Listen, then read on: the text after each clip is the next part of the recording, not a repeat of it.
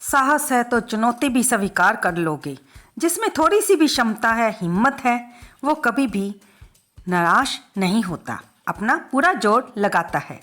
तो दोस्तों, स्वागत है आपका अपने ही YouTube चैनल कलयुग के चमत्कार संतों की वाणी में। ये जो आज का हमारा कहानी का मकसद है आपको बताना, ये कहानी सुनकर ही आपको पता चलेगा कि हम आज की वीडियो में आपको क्या सुनाना चाहते हैं।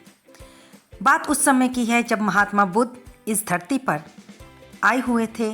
महात्मा बुद्ध एक गांव में ठहरे हुए थे और उस गांव का जो प्रसिद्ध हाथी था राजा का, वह बूढ़ा हो चला था।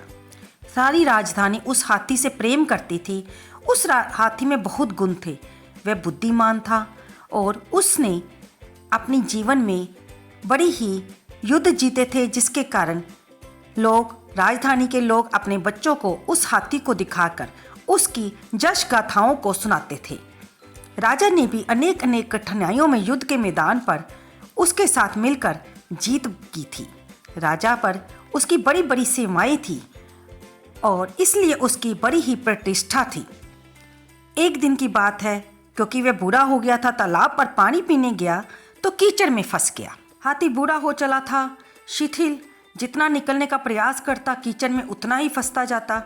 अब तो हाथी था भी वजनी, घबरा कर बैठ गया, क्योंकि वो ये चीज़ समझ चुका था कि मैं नीचे की ओर ही धंस रहा हूँ। वह वहीं पर खड़ा हो गया जैसे का तैसा। जब लोगों ने उसको ऐसे देखा तो उन्होंने राजमहल खबर पहुंचाई। उस हाथी का जो बुरा महावत था वह उस समय वहाँ पर नहीं था, वह अवकाश प्राप्त हो गया था। नए महावत भेजे गए, उन्होंने उसे बड़े भाले छोंके, उसे बड़ा सताया, निकालने की कोशिश की, लेकिन बूढ़ा था और उसके मन में भी ये बात बैठ गई थी कि वह अब गिर गया है और अब ये उठ नहीं पाएगा और मारपीट से और कोशिश करने से उसका शरीर और भी ज़्यादा थक गया था। निकलने का कोई उपाय दिखाई नहीं पड़ रहा था। अब तो राजा स्वयं गया। उस बूढ़े हाथी की आंखों से आंसू बह रहे थे। हाथी की हालत देखकर राजा की आंखों में आंसू आ गए। हाथी भी रो रहा था। वह बूढ़ा हाथी अपनी विवशता पर पीड़ित हो रहा था। बड़े युद्धों में लड़ा था, पहाड़ों से जूझ जाता था और आज उसकी ये दशा, इस छोटी सी कीचड़ से नहीं निकल पा रहा।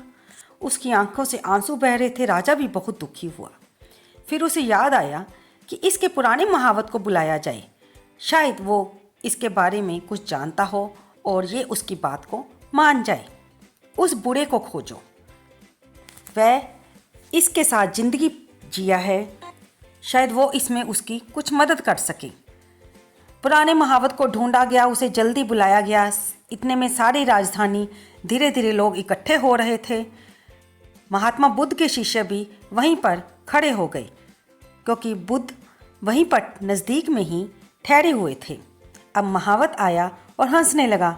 अरे ये क्या कर रहे हो, इसे मार डालोगे, हटो सभी।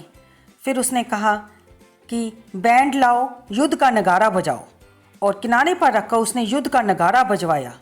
युद्ध का नगारा बजना था कि हाथी एक छलांग में बाहर आ गया। एक क्षण की देर ना लगी। वह सूरमा था, बहादुर था, भूल गया कि मैं बूढ़ा हूँ। जब नगारा बजा उसे लगा कि मैं युद्ध लड़ने जा रहा हूँ। वह ये भी भूल गया कि मैं कमज़ोर हूँ। नगारा सुनकर वह पहले की तरह जवान हो उठा। हम उतने ही जवान होते हैं जितनी हमारे में हिम्मत होती है। हिम्मत से आदमी बूढ़ा होता है, युवा होता है। उसके साहस पर चोट लगी, ये तो उसने कभी सहा ही नहीं था। युद्ध के बाजे बज जाए और वह रुका रह जाए। वह मर भी गया होता तो शायद निकल आता कीचड़ से। बुद्ध के शिष्यों ने आकर महात्मा बुद्ध को बताया कि प्रभु, आज हमने एक अनोखा चमत्कार देखा। तो महात्मा बुद्ध बोले, अनोखा कुछ भी नहीं है, तुम भी उसी हाथी की तरह मेरी पुकार सुनो। मेरी पुकार सुनकर इस भवसागर से वही निकल पाएंगे जो सूरमा है। मैं भी यही काम कर रहा हूँ। तुम कीचड़ में फंसे हो और मैं रणभेरी बजा रहा हूँ।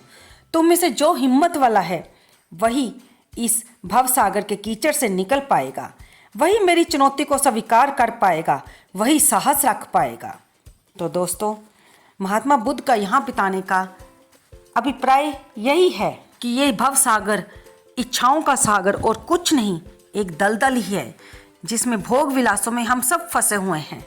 और जब तक हम अपने उत्थान की बात नहीं सोच पाएंगे तब तक हम इस दलदल से नहीं निकल पाएंगे।